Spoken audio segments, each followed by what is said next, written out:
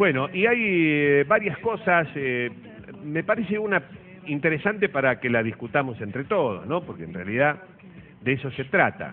El radicalismo presenta una iniciativa, una propuesta de ordenanza para que en los días de paro, sobre todo o específicamente del transporte, del servicio urbano de pasajeros, incluidos los taxis, ¿no?, exista una especie de guardia mínima. Es decir, los muchachos que protesten, pero al menos me dejan una guardia de 4 o 5, no sé, colectivos, para que la gente pueda mínimamente, aunque sea de manera incómoda, movilizarse.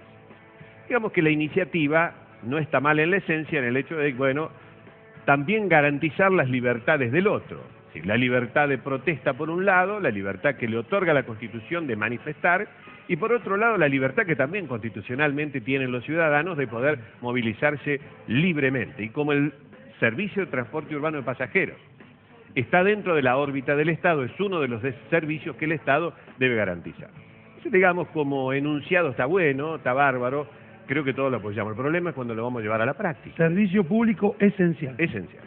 El problema es cuando lo vamos a llevar a la práctica, claro, cuando se intente llevarlo a la práctica. ¿Por qué los choferes o la UTA en general se han hecho fuertes con sus medidas de fuerza?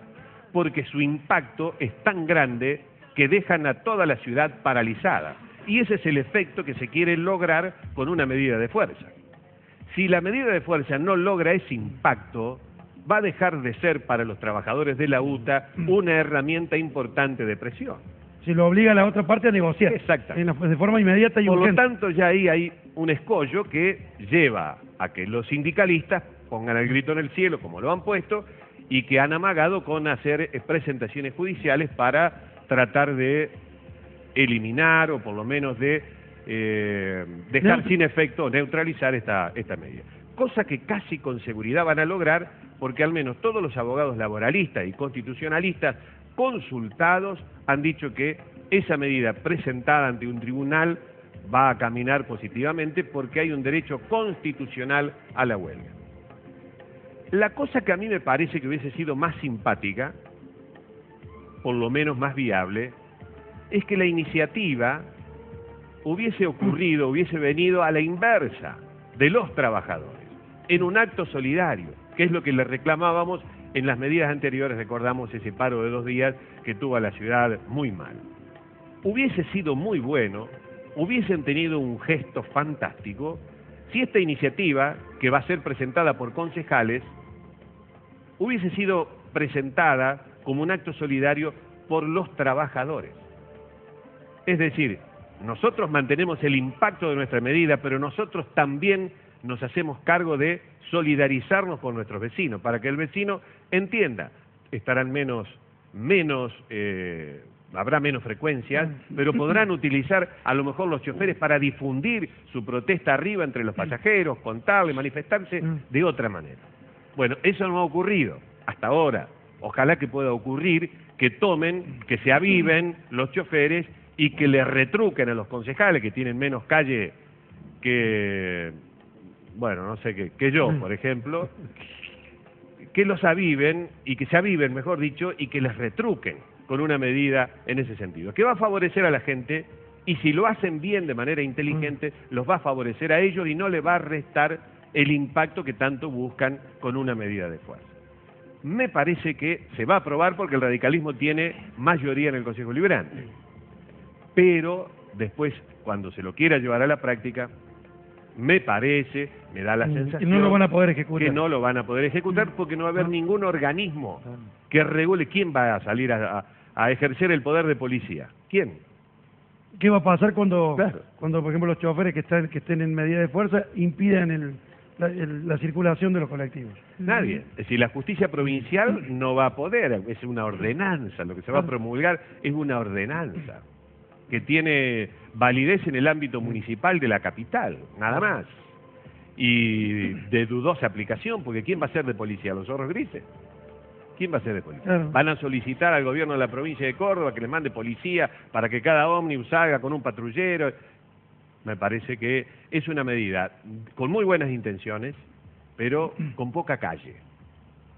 Podrían haberse sentado con la gente de la UTA y le hubiesen dado el privilegio de obtener el rédito sabiendo que políticamente no es correcto para ellos, pero por lo menos beneficiando a la gente.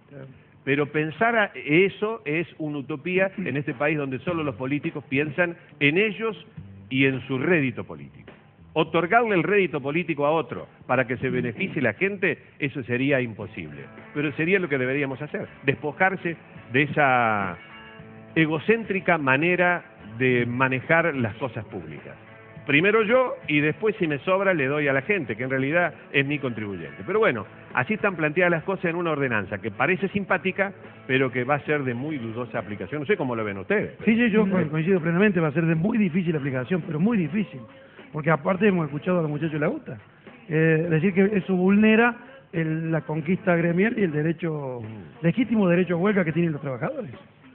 Tener que haya colectivos puestos por la municipalidad, obviamente me parece absolutamente inviable y de muy difícil control. Yo lo escuchaba a Sapia esta mañana en el programa de Daniel Alaya que tiene por Radio Suquía. Sí.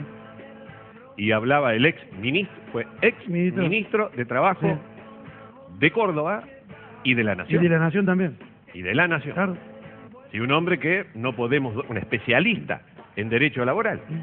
Atiende la mayoría de los juicios laborales que andan dando vuelta en Córdoba, importante, los atiende Sapia. Es decir, que sabe de la materia. Y bueno, con algún grado de timidez, porque bueno, por su simpatía partidaria, no fue tajante, pero dio a entender de que esto no iba a prosperar. Claro. No iba a prosperar. Y yo me preguntaba cómo será en otros países. Digo, que siempre imitamos o intentan imitar los políticos, los funcionarios con proyectos a otros países. ¿Esto lo trajeron de algún otro lado, en donde funciona de manera exitosa? ¿Se conoce, digo, alguna... Nada, en la OIT, vos llamás a la OIT y preguntás por esto y te dicen, ¿qué? ¿Qué? ¿Cómo? ¿Cómo esto que tienen que garantizar? No existe esto.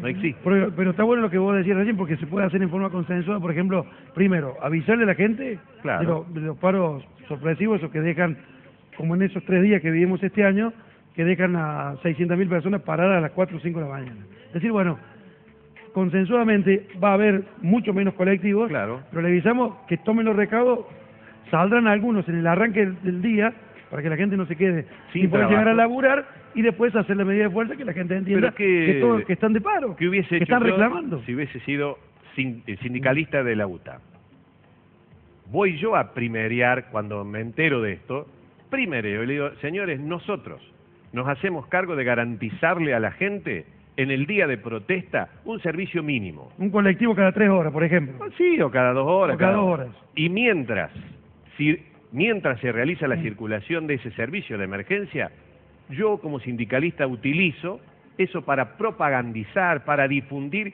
mi medida de protesta, de alguna manera para saldar la deuda pendiente que tienen los choferes con la ciudadanía de Córdoba después de las 48 horas, 72 horas que dejaron a pata a la ciudad. Una forma de saldar y de ponerse un poquito de lado. Hago la medida de protesta. Se va a sentir porque va a estar resentido, pero no dejo de pata a mis compañeros laboradores. Así es. Y de paso me subo al ómnibus, pongo a 3 o 4 militantes, trabajadores, que difundan, panfleteen, señores, nosotros estamos reclamando por esto, por esto, por esto, por esto y por esto. Porque creemos que es justo. Entonces, al menos para limar un poco la distancia que separa hoy entre la gente, la distancia que hay entre la gente y el colectivero. Está enojado por muchas cosas. Y que después se sufre cuando se termina la medida. Exactamente. Cuando llega la solución y se termina la medida y todo vuelve a la normalidad, esa distancia, esa diferencia se sufre, la sufre el chofer. Exactamente. Porque después el pasajero se lo hace sentir al propio trabajador.